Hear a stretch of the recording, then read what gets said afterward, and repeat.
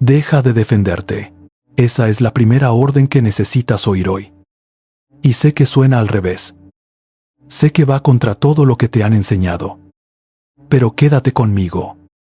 Porque en los próximos minutos vas a descubrir por qué el creyente que intenta defender su propio caso delante de Dios es el creyente que vive derrotado, agotado y lleno de culpa. Deja de defenderte. Porque ya tienes un abogado. Ya tienes una evidencia. Ya tienes una sangre que habla por ti en la corte más alta del universo. Y esa sangre nunca ha perdido un solo juicio. Piénsalo un momento. ¿Cuántas veces te has despertado en mitad de la noche con esa voz repasando tu lista? La voz que te recuerda lo que hiciste, lo que dijiste, lo que fallaste. La voz que te dice que no tienes derecho a orar así, que no tienes derecho a pedir sanidad, que no tienes derecho a acercarte con la cabeza alta después de lo que has hecho. Esa voz tiene un nombre en la Escritura. Se llama el acusador.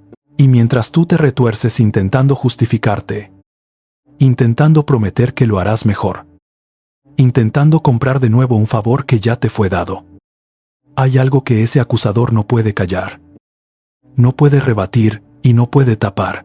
Es la sangre. Y la sangre sigue hablando por ti en la corte del cielo. Esta es una verdad que la iglesia moderna prácticamente ha enterrado. La ha reducido a un himno bonito el domingo por la mañana. La canta. La agradece. La recuerda como un acontecimiento histórico lejano. Y luego cierra el himnario y sale de nuevo a vivir como un mendigo espiritual. Como si la sangre hubiera dejado de hablar hace 2000 años. Pero yo te digo hoy, con el peso de la palabra y no con mi opinión, que la sangre de Jesús no es un recuerdo. Es una voz activa. Es una evidencia presente. Es un documento legal que sigue en pie delante del trono. Y hoy eso que te mantenía encogido, culpable y a la defensiva termina. Porque vas a aprender a dejar que la sangre hable en tu lugar. Quédate hasta el final. Porque antes de terminar quiero que hagas algo. Quiero que escribas en los comentarios de este video 2 palabras. La sangre. Como una declaración de que has entendido la revelación. Y si esta enseñanza está removiendo algo dentro de ti, suscríbete y activa la campana. Porque estamos recuperando juntos verdades que te habían escondido. Y no quiero que te pierdas ni una sola. Deja que te lleve a lo que descubrió un hombre llamado E. Kenyon. Uno de los pocos maestros del siglo pasado que se atrevió a leer la sangre no como sentimiento, sino como derecho. Kenyon escribió que la sangre de Jesús es el testimonio vivo de lo que Cristo hizo por nosotros. Testimonio vivo. Fíjate en esas palabras. No dijo un recuerdo muerto. Dijo un testimonio vivo. Una voz que sigue declarando en el presente. Kenyon vio lo que la mayoría pasa por alto. Viu que en el mundo espiritual existe un tribunal. Existe un acusador que presenta cargos. Y existe una evidencia que responde a cada cargo. Y esa evidencia no es tu arrepentimiento. No es tu esfuerzo. No son tus lágrimas. Es la sangre del Cordero. Kenyon comprendió que el creyente no gana su caso presentando su bondad, sino presentando la sangre. Y esa distinción, tan pequeña en apariencia, es la diferencia entre una vida de derrota y una vida de dominio. Kenyon lo dijo sin rodeos. La sangre de Jesús es el testimonio vivo de la derrota de Satanás, no una derrota pasada, una derrota presente. Y cuando tú alegas la sangre, estás anunciando esa derrota en tiempo real. Le estás recordando al enemigo lo que él no puede cambiar, no puede desafiar y no puede revertir. La sangre significa que él no tiene ningún derecho sobre ti. Ninguno. Y cuando el creyente declara la sangre, está hablando con la autoridad del tribunal más alto del cielo. Un tribunal cuyas sentencias no admiten apelación. Quiero que veas una escena. Cierra los ojos del corazón por un instante e imagina una sala de tribunal. No una cualquiera, sino la más alta que existe. El trono está ocupado. La ley está sobre la mesa. Y entra el fiscal, el acusador, con un expediente grueso bajo el brazo. Un expediente con tu nombre en la portada. Lo abre y empieza a leer. Lee el pecado que cometiste el martes. Lee la palabra dura que soltaste sin pensar. Lee aquella noche que crees que nadie vio. Lee tu miedo, tu duda, tu recaída. Y cada acusación es cierta. Ese es el detalle que te aterra. ¿Verdad? Que las acusaciones no son mentira. Son verdad. Tú lo hiciste. Y mientras el acusador lee, tú, en el banquillo, empiezas a hundirte. Empiezas a buscar excusas. Empiezas a prometer que cambiarás. Pero entonces ocurre algo. Antes de que puedas balbucear tu defensa, una voz se levanta en esa sala. No es tu voz. Es la voz de la sangre. Y esa voz no niega los cargos. Hace algo mucho más poderoso. Declara que la sentencia por todos esos cargos ya fue ejecutada. Que la deuda ya fue pagada. Que el castigo ya cayó. Pero no sobre ti, sino sobre un sustituto. Y el expediente. Ese expediente grueso con tu nombre. Queda sellado con una sola palabra escrita en tinta roja. Pagado. Este eres tú. Esa sala existe. Es de acusadores real. Y esa sangre está hablando por ti ahora mismo. Mientras respiras. Mientras escuchas. Aunque tú no la oigas. La pregunta no es si la sangre habla. La pregunta es si tú vas a aprender a estar de acuerdo con lo que ella dice. O si vas a seguir intentando gritar por encima de ella con tus excusas y tus culpas. Deja que la escritura hable. Porque esto no es poesía. Es un documento legal. Hebreos 12. Versículo 24. Dice que hemos venido a Jesús, el mediador del nuevo pacto, y a la sangre rociada que habla mejor que la de Abel. Detente ahí. La sangre habla. El texto no dice que la sangre habló una vez. Dice que habla. En presente continuo. La sangre de Abel clamaba desde la tierra pidiendo justicia. Pidiendo venganza. Pero la sangre de Jesús clama algo mejor. Clama misericordia. Clama redención. Clama tu nombre limpio delante del Padre. Y sigue clamándolo hoy. Sin cansarse. Sin bajar el tono. Sin callar ni por un instante. Mira Apocalipsis 12. Versículo 10 y 11. Ahí se nombra al acusador de los hermanos. El que los acusa delante de nuestro Dios día y noche. Día y noche. Ese es su trabajo. Su obsesión. Su único negocio. Presentar cargos las 24 horas. Pero el versículo siguiente revela cómo lo vencieron. Dice que le vencieron por causa de la sangre del Cordero y de la palabra del testimonio de ellos. Fíjate en el orden. Primero la sangre. Después la palabra de su testimonio. La sangre es la evidencia legal. Tu boca es la que la presenta. Le vencieron. Esa palabra no es suave. Es una palabra de guerra. Significa conquistaron. Sometieron. Dejaron sin poder. Y el arma que dejó sin poder al acusador no fue el mérito humano. Fue la sangre. Hecha voz a través de labios que se atrevieron a declararla. Ahora Romanos 8. Versículo 33 y 34. Pablo lanza una pregunta que debería quedarse grabada en tu espíritu. ¿Quién acusará a los escogidos de Dios? Y él mismo responde. Dios es el que justifica. ¿Quién es el que condenará? Cristo es el que murió. Más aún, el que también resucitó. El que además está a la diestra de Dios. El que también intercede por nosotros. ¿Lo captas? El acusador puede levantar su voz. Pero la corte ya tiene un veredicto emitido. Y ese veredicto es a tu favor. El juez ya te declaró justo. El caso ya está cerrado. Y aún así, ¿cuántos creyentes vuelven corriendo a esa sala cada mañana suplicando un nuevo juicio? Rogando que Dios los perdone otra vez por algo que la sangre ya borró. Arrastrando de nuevo al banquillo un expediente que el cielo ya selló como pagado. Esa es la tragedia. La mayoría de los creyentes tratan la sangre como si cubriera el pecado. Cuando la sangre lo borra. Y hay una diferencia enorme. Una diferencia de pacto. Bajo el antiguo pacto, la sangre de los animales cubría el pecado. Lo tapaba. Año tras año.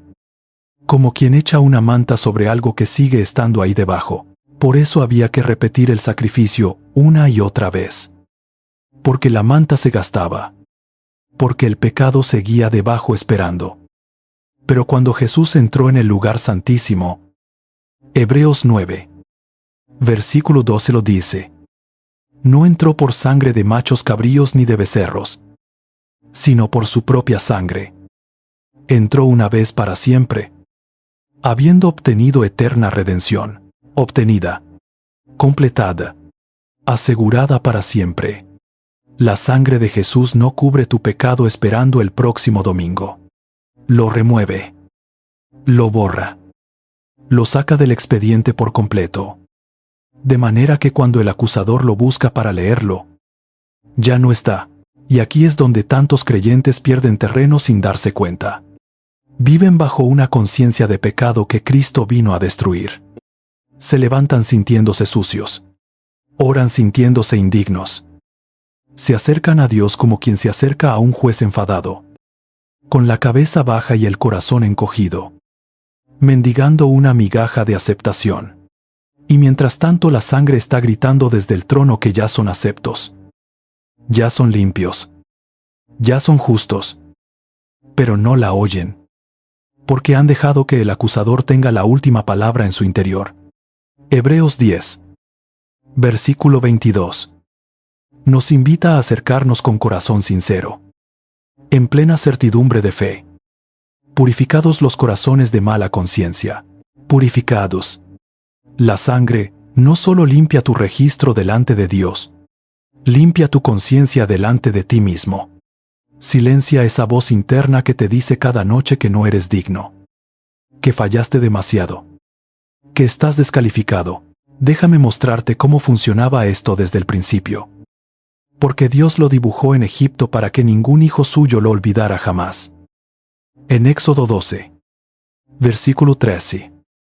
En la noche de la Pascua, cuando el destructor recorría la tierra, Dios no dijo cuando vea tu sinceridad, pasaré de largo.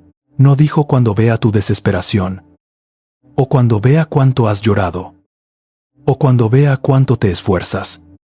Dijo una sola cosa: cuando yo vea la sangre, pasaré de vosotros. La sangre en el dintel. Ese era el criterio. No la calidad de la familia dentro de la casa. No su historial. No su bondad. La sangre visible. Aplicada. Puesta en su lugar. Y donde estaba la sangre, el juicio no podía entrar. Punto. No había excepción.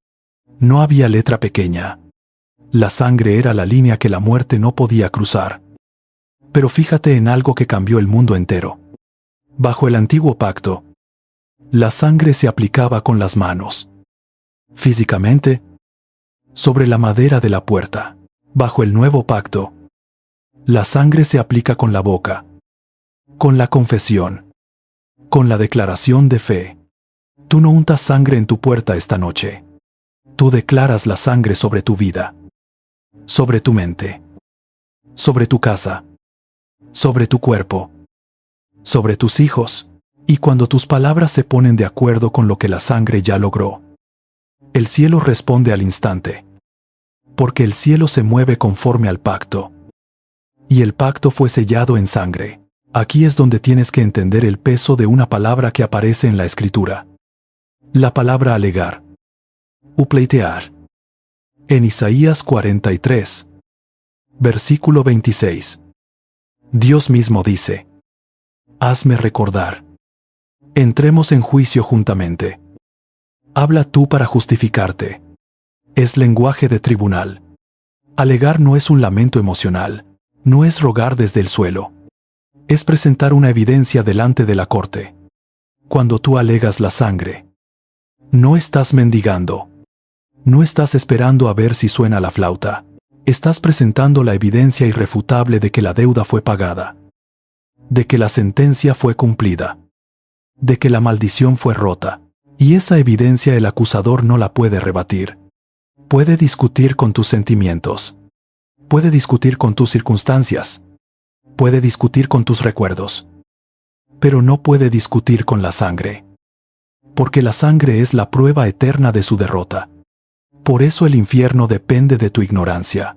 El enemigo puede convivir tranquilamente con un creyente que ora bajito, que duda en voz baja, que espera vagamente que algún día las cosas mejoren. Ese creyente no le quita el sueño. Pero un creyente que sabe alegar la sangre. Un creyente que abre la boca en mitad del ataque y declara: alego la sangre de Jesús sobre mi mente. Alego la sangre de Jesús sobre mi casa. Alego la sangre de Jesús sobre mi cuerpo. Ese creyente es una amenaza directa contra las tinieblas. Porque cada vez que lo declara, le está recordando al acusador un veredicto que no puede cambiar. No puede desafiar y no puede anular. Y quiero que veas otra dimensión que casi nadie predica. Porque la sangre no solo te defiende. La sangre te da acceso. Hebreos 10. Versículo 19. Dice que tenemos libertad para entrar en el lugar santísimo por la sangre de Jesús. Libertad. Esa palabra no significa atrevimiento arrogante. Significa un derecho legal para entrar. Antes, solo un hombre entraba una vez al año. Con temblor. Con sangre ajena. Tras un velo espeso que separaba al hombre de la presencia de Dios. Pero cuando Jesús murió, ese velo se rasgó de arriba a abajo. Y fíjate en el detalle. De arriba a abajo. Porque no lo rasgó una mano humana desde abajo. Lo rasgó Dios desde arriba. Dios mismo derribó la barrera. Y ahora la sangre te da un pase permanente a la sala del trono. No entras como un intruso que teme ser descubierto. Entras como un hijo que tiene su nombre en la lista. Porque la sangre pagó tu entrada de una vez y para siempre. Y hay algo más que quiero que veas. Porque cambia por completo tu postura en la batalla. La sangre no es solo defensiva. La sangre es ofensiva. Vuelve conmigo a Apocalipsis 12. Versículo 11. No dice que los hermanos sobrevivieron por causa de la sangre. Dice que le vencieron. Y vencer no es lenguaje de supervivencia. Vencer es lenguaje de conquista. De avance. De ganar terreno. Cuando tú alegas la sangre sobre una situación, no estás simplemente levantando un muro para que el enemigo no entre. Estás empujando las tinieblas hacia atrás. Estás aplicando la victoria de Cristo a ese lugar concreto y declarando: este terreno pertenece al Rey. Y yo hago valer aquí su victoria. No estás intentando ganar. Estás haciendo cumplir una victoria ya conseguida. No estás tratando de que Dios actúe. Estás haciendo valer lo que Dios ya hizo. Esa es la diferencia entre un creyente a la defensiva, encogido en una esquina, esperando el próximo golpe, y un creyente que avanza con la sangre por delante, como quien avanza con una orden judicial en la mano. Y esto toca incluso tu propio cuerpo. El enemigo siempre ha apuntado al cuerpo. No solo porque es vulnerable, sino porque es el instrumento a través del cual Dios manifiesta su voluntad en la tierra. Tu cuerpo es templo. Es vaso. Es portador de un propósito divino. Salmo 103. Versículo 4. Declara que Dios rescata del hoyo tu vida. Rescatar significa comprar de vuelta. Reclamar de la autoridad de otro. La sangre es la prueba de que tu cuerpo ya no pertenece al dominio de la enfermedad. Cuando alegas la sangre sobre tu cuerpo, no estás rogando por sanidad como quien pide un favor incierto. Estás haciendo valer una redención que ya te pertenece. Estás poniendo la cruz entre tu carne y toda asignación de las tinieblas. Y estás recordándole al enemigo que la misma sangre que limpió tu alma también cubrió tu cuerpo. Que quede claro. Esto es lenguaje de fe y de pacto. No una promesa médica, ni una excusa para descuidar la ayuda profesional que Dios también usa. Pero en el terreno del espíritu, tu confesión importa, porque tus palabras o se ponen de acuerdo con la sangre, o se ponen de acuerdo con el acusador, y no hay una tercera opción. Entonces, ¿Qué haces con esto? ¿Cómo dejas de vivir a la defensiva y empiezas a vivir desde el veredicto? Deja que te dé pasos concretos. Cosas que puedes aplicar hoy mismo. Esta misma noche. Lo primero. Cambia tu confesión sobre ti mismo. Deja de repetir lo que el acusador dice de ti. Cada vez que te oigas decir soy un desastre. Siempre caigo en lo mismo. Dios debe de estar harto de mí. Detente en seco. Porque acabas de darle voz al fiscal en tu propio caso. En su lugar. Declara lo que la sangre dice. Primera de Juan 1. Versículo 7. La sangre de Jesucristo su Hijo nos limpia de todo pecado. Limpia. En presente. Continuamente. Di en voz alta. La sangre de Jesús me limpia ahora mismo de todo pecado. Y estoy delante de mi Padre sin mancha y sin acusación. Lo segundo. Aprende a alegar la sangre por áreas concretas. No de forma vaga. Cuando el miedo ataque tu mente. No luches contra el pensamiento, con más pensamiento. Pon la cruz entre tu mente y la voz del enemigo. Declara. Alegó la sangre de Jesús sobre mis pensamientos. Y mi mente está guardada por la paz que Cristo compró. Cuando venga la acusación sobre tu pasado, responde. La sangre ya borró ese expediente. Y lo que el cielo selló como pagado. Ningún acusador lo puede volver a abrir. Cuando el temor toque a tu familia o tu hogar, alinéate con Éxodo 12 y declara. La sangre está sobre esta casa. Y el destructor no tiene derecho legal a cruzar esta línea. Lo tercero. Deja de pedir perdón por lo que ya fue perdonado. Presta atención. Porque esto es delicado y liberador a la vez. Cuando peques. Sí. Ve al Padre con corazón sincero. Pero no vayas como un extraño rogando que te readmita. Ve como un hijo que reconoce lo que la sangre ya proveyó. No estás comprando de nuevo tu perdón con tu tristeza. Estás recibiendo un perdón que ya fue comprado con una sangre infinitamente más valiosa que tus lágrimas. Hay una humildad falsa que se disfraza de piedad, pero que en realidad insulta la obra terminada. Porque insinúa que lo que Jesús hizo no fue suficiente y que hace falta añadirle tu sufrimiento. La verdadera humildad no rebaja la sangre. La verdadera humildad se inclina y recibe lo que costó tanto. Y aquí quiero que te detengas. Porque necesito recordarte quién eres ahora. En el lenguaje del pacto, tú no eres un pecador que a duras penas logró colarse en el cielo. Primera de Corintios 6. Versículo 20. Dice que fuiste comprado por precio. Y ese precio fue la sangre. Eso significa que perteneces a otro dueño. Ya no perteneces al dominio del pecado. Ni al dominio del miedo. Ni al dominio de la condenación. Eres propiedad comprada. Propiedad sellada. Propiedad protegida por la sangre del Cordero. Eres la justicia de Dios en Cristo. No por lo que hiciste, sino por lo que la sangre hizo. Eres hijo, con acceso legal al trono. Eres socio del pacto. No un mendigo en la puerta.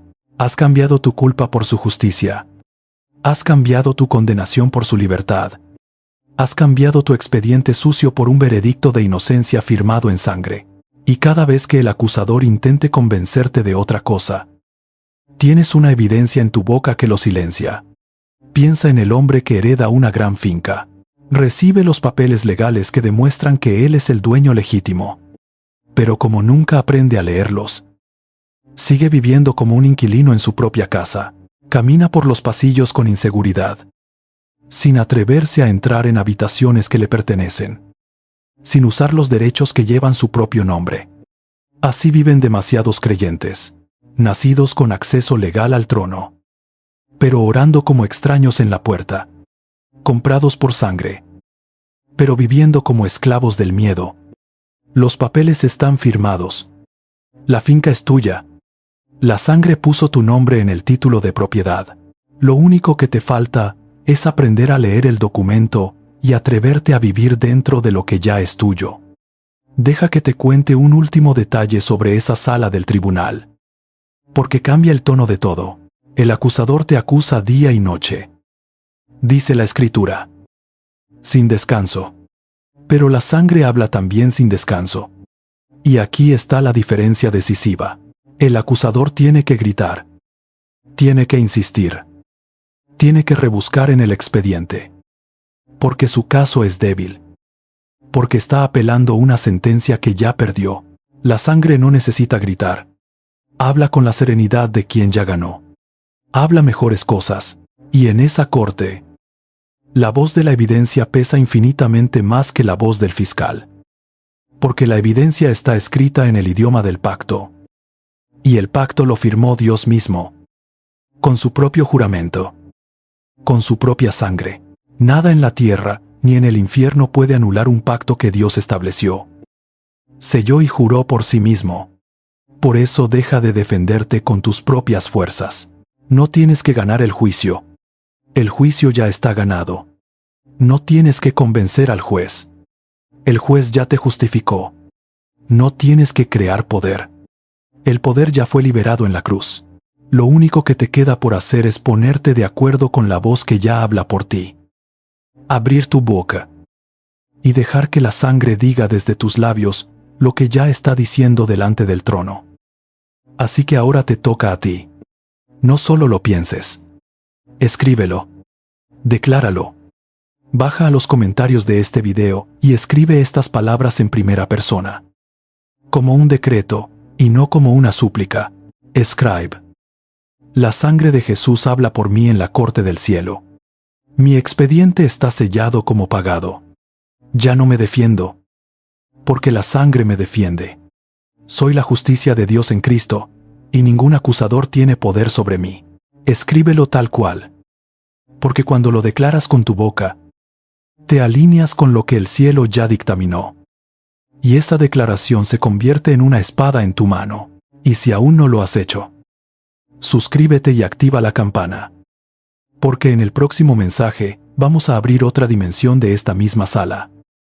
Una en la que descubrirás qué ocurre cuando el creyente no solo se defiende con la sangre, sino que avanza con ella. Las referencias bíblicas que hemos usado están en la descripción para que las estudies tú mismo y compruebes que cada palabra está anclada en la Escritura. Escucha bien antes de que te vayas. El acusador seguirá presentando cargos. Es lo único que sabe hacer. Pero desde este momento ya sabes la verdad.